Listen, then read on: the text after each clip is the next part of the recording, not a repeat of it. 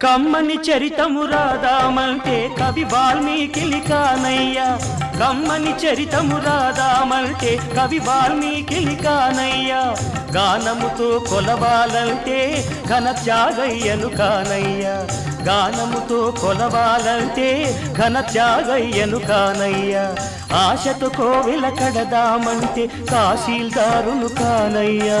ఆశతో కోవిల కడదామంటే తహసీల్దారును కానయ్యా ఆఖరికి మనసిద్దామంటే అది ఏనాడో నీదయ్యా ఏమయ్యా ఏమయ్యా ఓ రామయ్యా ఎలా సేవించాలయ్యా నిన్ను ఏమని కీర్తించాలయ్యా